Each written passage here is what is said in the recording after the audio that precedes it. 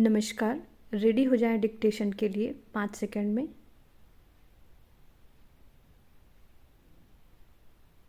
Start.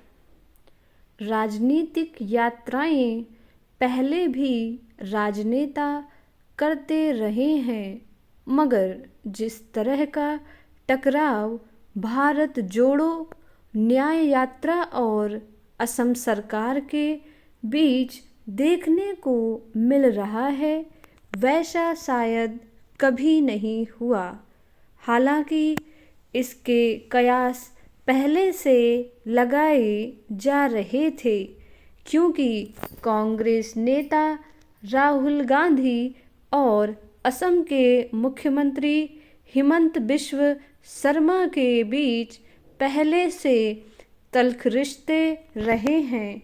यात्रा के असम में प्रवेश करते ही राहुल गांधी ने असम सरकार पर तीखा प्रहार कर दिया। उसे देश की सबसे भ्रष्ट सरकार कह दिया। उनकी प्रतिक्रिया में हिमंत बिश्व शर्मा ने पूरे गांधी परिवार को ही भ्रष्ट करार दे दिया।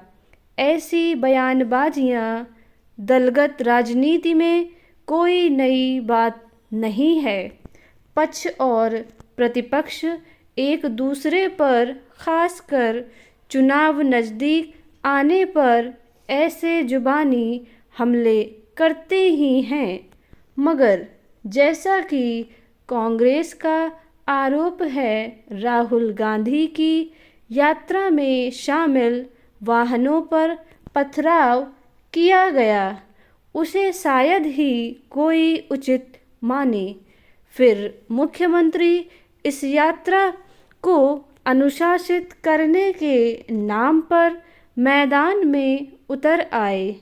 उन्होंने कानून व्यवस्था बिगाड़ने और लोगों को उकसाने के आरोप में यात्रा में शामिल कुछ लोगों के खिलाफ मुकदमा दर्ज करने का आदेश दे दिया। उधर असम प्रशासन ने राहुल गांधी को श्रीमंत शंकरदेव के मंदिर जाने से रोक दिया। गुवाहाटी शहर में भी यात्रा को प्रवेश की इजाज़त नहीं दी गई। यह ठीक है कि कानून व्यवस्था राज्य सरकार का विषय है, और अगर उसे लगता है कि किसी यात्रा या राजनीतिक गतिविधि से सामान्य जनजीवन प्रभावित हो सकता है, सामाजिक सौहार्द बिगड़ सकता है, या फिर यात्रियों की सुरक्षा को खतरा पैदा हो सकता है, तो वह उसे रोक सकती है। मगर सवाल यह भी है कि ऐसी यात्राओं के रास्ते अचानक तय नहीं होते। पहले ही प्रशासन से इसकी इजाज़त ले ली जाती है। फिर असम सरकार को वहां यात्रा पहुंचने के बाद ऐसे खतरे क्यों समझ आए? इससे यही संदेश गया है कि असम सरकार को यह यात्रा राजनीतिक रूप से रास नहीं आ रही है।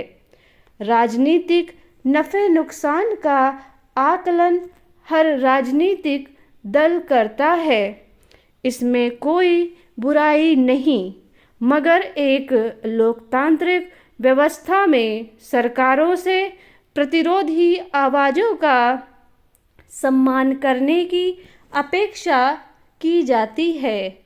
जब एक बार न्याय यात्रा का रास्ता तय हो गया था, तो उसे चलने दिया जाता, तब शायद ऐसे विवाद की नौबत न आती।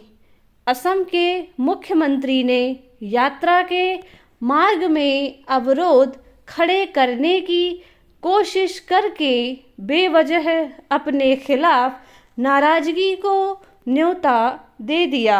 हालांकि राहुल गांधी असम सरकार की अड़चनों का भरपूर राजनीतिक लाभ उठाने का प्रयास कर रहे हैं, मगर उनसे भी लोकतांत्रिक मर्यादाएं समझने की अपेक्षा की जाती है।